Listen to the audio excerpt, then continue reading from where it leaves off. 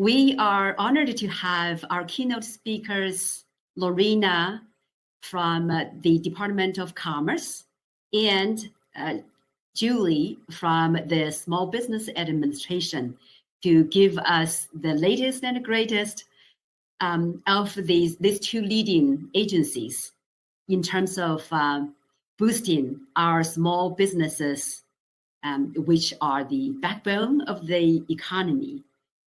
Without further ado, Julie and Lorena, the floor is yours.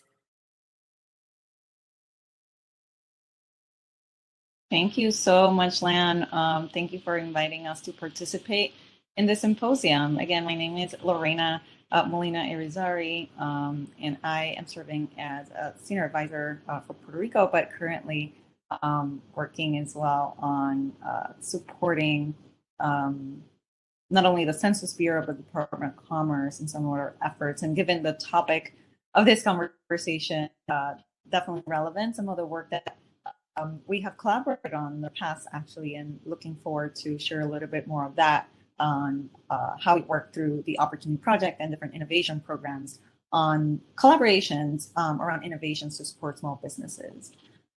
So I think the topic of today is not only relevant, but certainly as we live in a digital economy, and we have seen through the pandemic, helping businesses just bounce forward by showing how tech and being in a digital landscape to really adapt and thrive is so important, but also thinking around what are the biggest challenges that small business face, compared to perhaps large companies or big tech companies that do have infrastructure to devote more resources to digital presence and ensuring a good digital experience for their customers or clients, which is critical. We know that small businesses, at large, perhaps don't have the same resources or the background or brain trust within their organizations to really understand not only the value of digital, all things digital, as we all say, right? Digital is capital,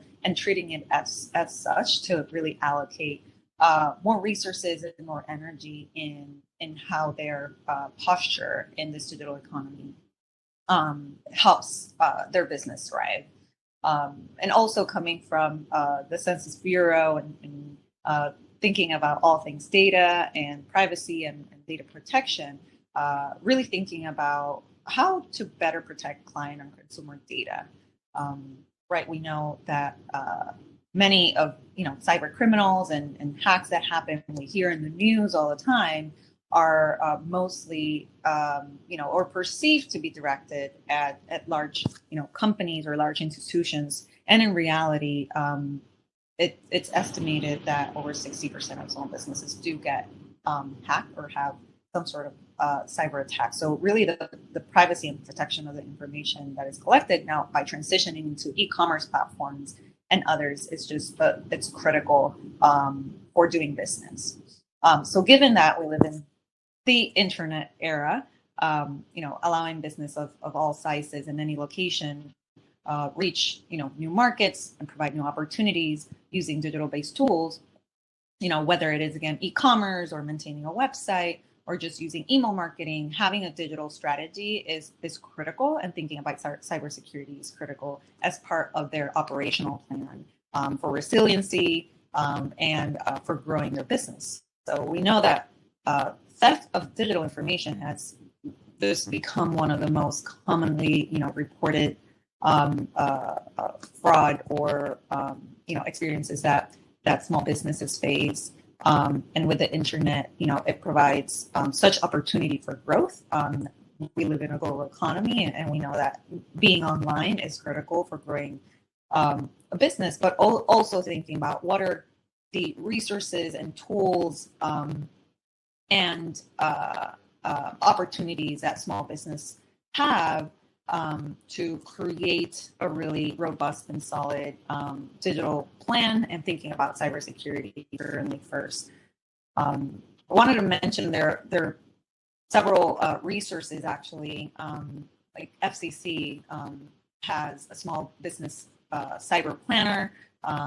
that kind of provides some framework and strategy so that it's when we think about small businesses of all sizes, it runs a spectrum, right? An entire continuum of needs and of maturity. And I'm sure my colleague Julie here is going to talk a lot about that from the perspective of SBA and the Small Business Administration.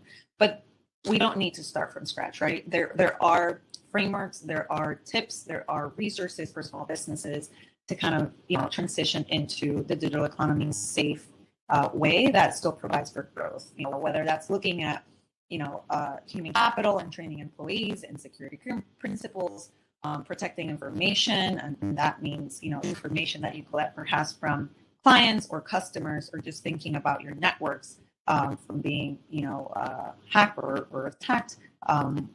Firewalls, creating mobile experiences for customers online, regardless of the industry that you're in, right? And how do we employ best practices in an e-commerce landscape? It's all critical, and kind of thinking about that digital posture for small business. I think one of the key opportunities in this space is how do we better kind of think about innovative approaches or solutions, so collaborations, opportunities, with a multi-sector approach in mind. So how industry, academia, nonprofit, government, and that includes federal, state, local government, can better work together to co-create solutions, programs, initiatives, efforts, or even technical, specifically technical solutions that help small businesses thrive in a digital landscape. And one example that comes to mind is actually, a project that we worked with, actually Cyber Trust America, a few years ago, where they participated in a program called the Opportunity Project, which we run at the Census Open Innovation Labs, which is part of the Census Bureau. It's the innovation hub of the Census Bureau, which really thinks about how data can play a key role in informing the creation of digital and analog solutions, mostly digital solutions. And the challenge that we posed a year ago in partnering with the City of Coral Gables and the Minority Business Development Agency, which is part of the Department of Commerce, was to create a challenge around helping small businesses thrive in a digital economy, and really designing, developing, and implementing technology tools or programs that train or help train small businesses and their workers in applying digital solutions that enhance their online presence, the ability of processing, real-time data and information to support their respective businesses, thinking about growth. And, as we know, in the wake of COVID-19, many small businesses really struggled to stay afloat. And the number of small businesses that were open had, decreased by close to, I believe, 34% is the estimate compared to January of 2020. And those businesses, as they open, reduced revenues if they had not transitioned or operationalized, given the health and safety restrictions during the pandemic, in transitioning into the digital economy or having an online presence. In this case, as we use this as an example, right, of a good public-private collaboration, we collaborated with the City of Coral Gables in Florida, where, just as a case, for example, only 29% of those small businesses were benefiting from online sales, and this highlights inequities, right, in the access and opportunity for growth. And through this process, we definitely saw that there was a huge opportunity to work with local government and with the city and the federal government at large, to think about what are those needs on the ground of small businesses, but also what opportunities there are to co-create and collaborate. And when we think about innovation approaches to do that, there are a lot of different ways and methods, like we use at the Opportunity Project to co-create, whether that is, identifying small businesses in the need of digital support, increasing digital literacy, which is critical, and really thinking about connecting small businesses to opportunities around latest technologies, whether that's thinking about cloud first or, AI or artificial intelligence, or how to do better data protection and privacy. Doing it in partnership with local government certainly, provides kind of a roadmap to not only think about growth in a digital context, right, but to also be protected and bring the talent and the skill sets and the brain trust really needed to help small businesses thrive. So I encourage all of you to go to the Opportunity Project. It's opportunity.census.gov and check out that particular example of the initiative we ran with City of Coral Gables and the Minority Business Development Agencies, and check out some of the tools that came out of that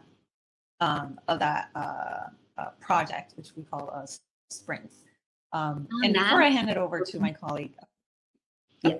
Oh, just wanted to mention that on that, I did post the Opportunity Project URL in the chat window, Lorena.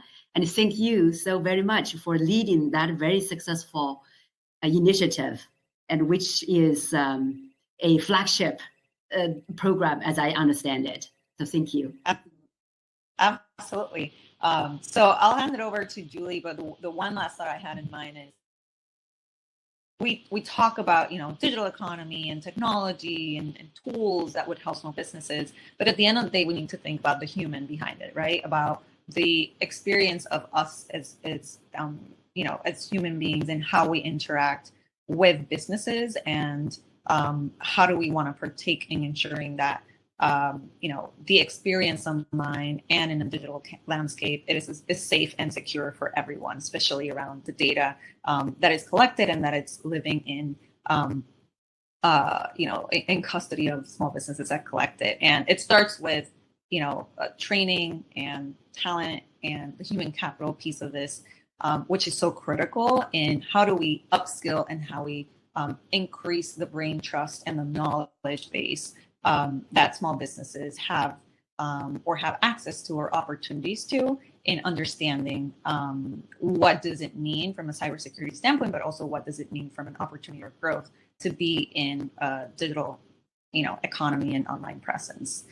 So with that, I know I went a little bit over, but want to hand it over to my colleague Julie from Small Business Administration. Thank you so much for sharing the stage.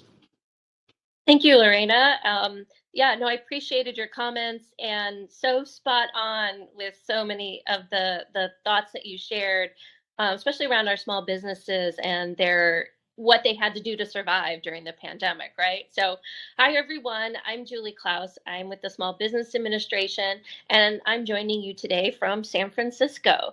And this is where I have been for the last 5 years, and where I was through the pandemic, and working with businesses largely in the Bay Area, but beyond as well.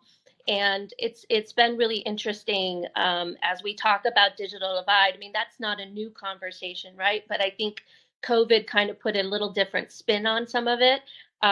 We have so many small businesses that when you say small business, that's such a spectrum of companies. You've got the really small mom and pop that maybe don't have any employees, that are just running, a small store or a restaurant or something, or food service, I should say. Or you've got the very sophisticated companies at the other end of the spectrum that may have a couple hundred employees, maybe have already embraced technology, or maybe are a tech company, given the location here in the Bay Area.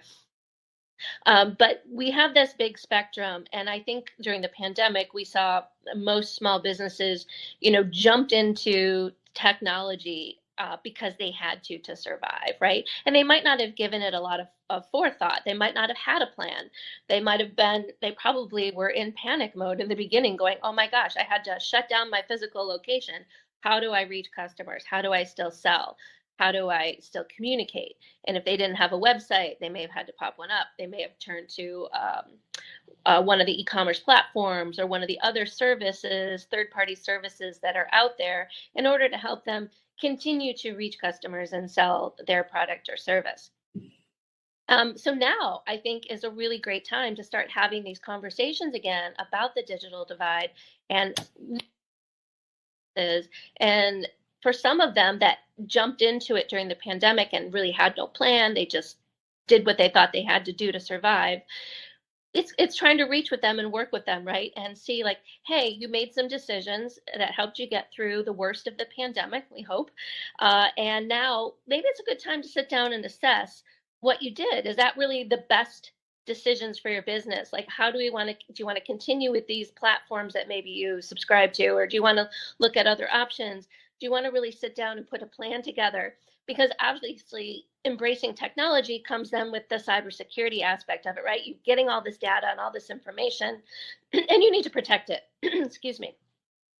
And so to me, when I talk to businesses about cybersecurity and how their use of technology, I like to build it into the whole concept of, disaster preparation or resiliency building for a business. So just as a business might sit down and plan to protect its physical assets, here in California, unfortunately, it's usually thinking about wildfires or power shutoffs and other phenomena that will impact a business's ability to operate. So too can a cyber attack or cyber issues impact your ability to operate.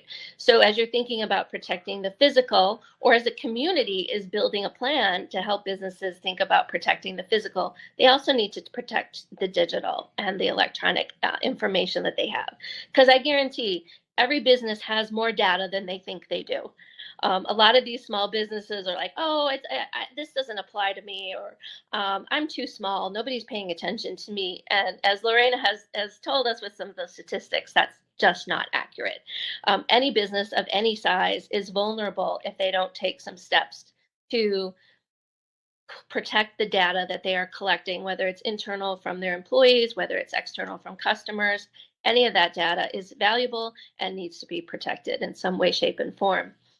But I think today, one of the things we're also looking at is from local government and other community resources, how do we come together and how do you support the small businesses in this journey as they maybe are embracing technology for the first time, or whether they're trying to expand their use of technology? Maybe they've liked what they pivoted to during the pandemic and they want to amplify it.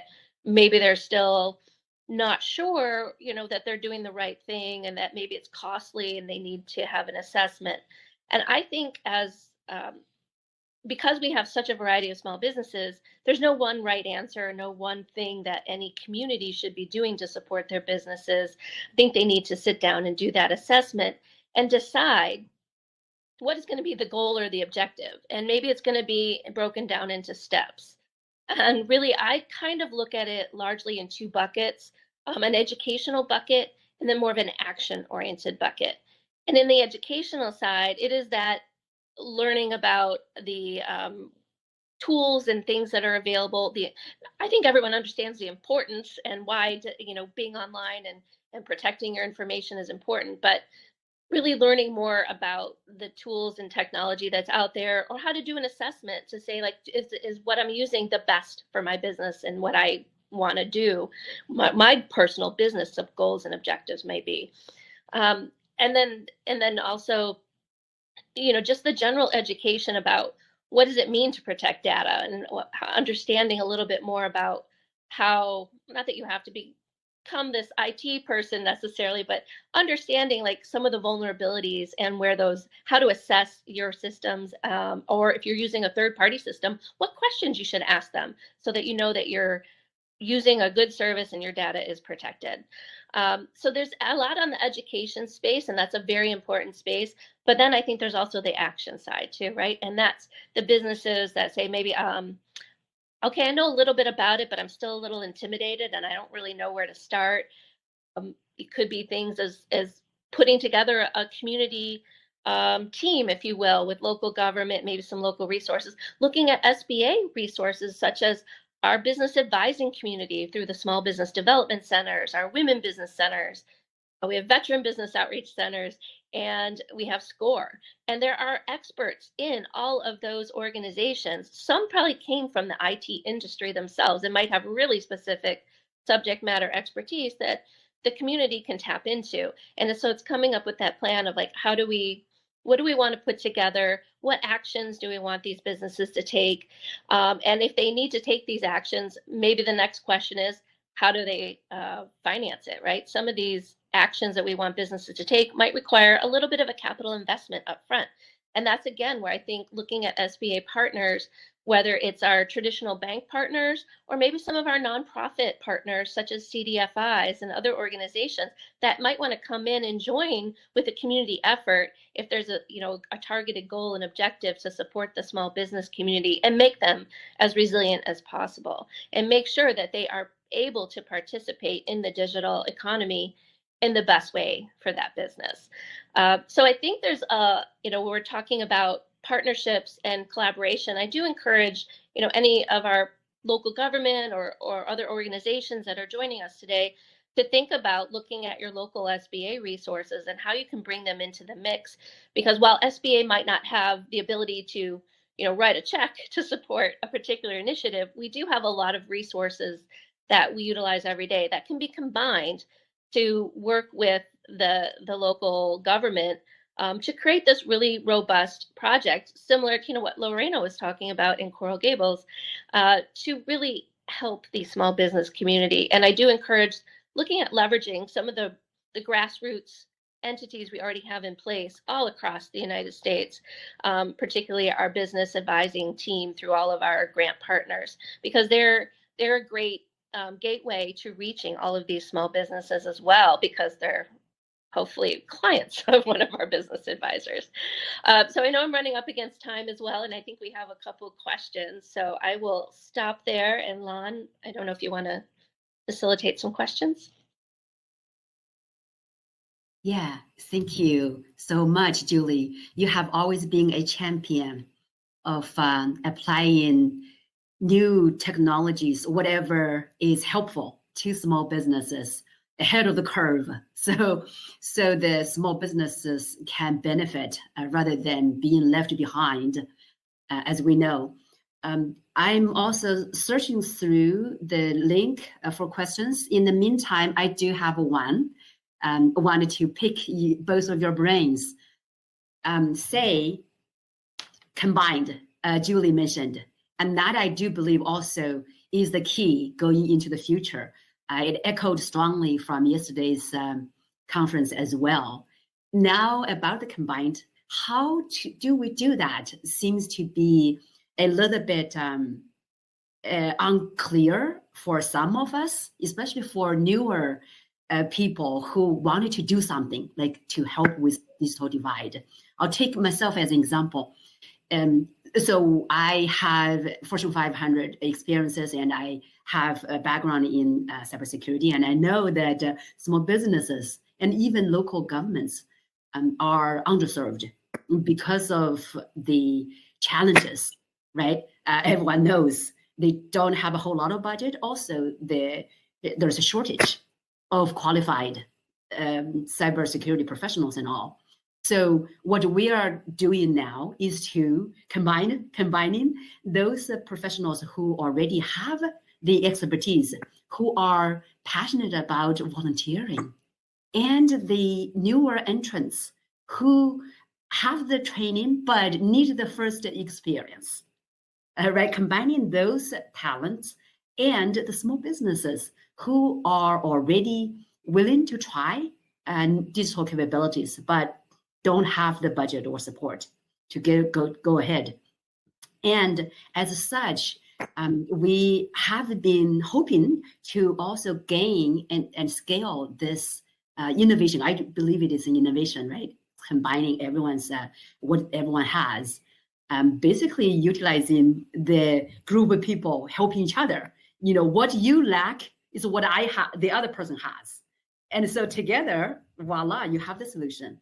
So do you have any advice as to how an innovation like that can gain traction in scaling funding or more partnerships to scale up the adoption of it? That's just a small question. I know you are tough leaders, so that's why you get the tough questions. I don't know if you want to start, Lorena, or if you want me to jump in, but yeah, I absolutely have some thoughts, and in all of our work in really serving as a bridge for that particular goal of we say combining, right? But it's really a matchmaking activity that could happen at different levels, through different skill sets and sectors and industry that come together to support each other. It's really an understanding and identifying where these pockets of this brain trust and kind of the know-how, right? Where is that talent? Where is that skill set and know-how?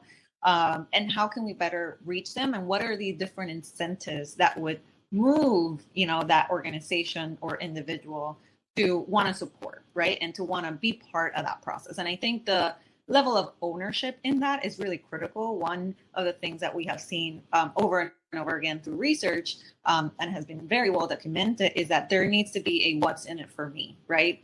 If I am a local government, or I am a subject matter expert in all things tech and digital, how can I really put my brain trust and knowledge to good use in supporting others? There needs to be, right, an incentive system and symbiotic relationship to have it be a win-win for all of the participants alike. And I think the facilitation of that matchmaking and that kind of bringing different stakeholders together is equally as important as the interest in and of itself, right? If you have a local government that is, not only interested in ensuring their small business thrive, but you also have, the private sector, and you also have, a local, nonprofit perhaps that has some wiggle room, right, to put some talent to support, is understanding the cost benefit analysis that everybody's doing in their brain to say, like, this is a good business or this is a good thing to do. Appreciate it, Lorena. Yeah, definitely. We will, for one, we will continue the partnership with you and Department of Commerce and Census Bureau. As a matter of fact, good news to share here, Coral Gables, City of Coral Gables, because of that initiative of ATOP, we are going to continue to explore working on grant proposals so that we may have a chance to get in action in the latest round of grants from the federal government. And that being said, Julie, also really appreciate your partnership and leadership. So I will continue to our collaboration and chats offline. And I do notice that time is up for our next session. So with that, I want to thank you both so very much, and stay strong. And we are together, will be able to ride the wave in the most effective way towards a better and more secure future. Thank you so much. That being said, we all can exit the stage, as Mike and Serkan told me, and then join in, navigate to the schedule, and find the next session, 9:30 session, and meet you there.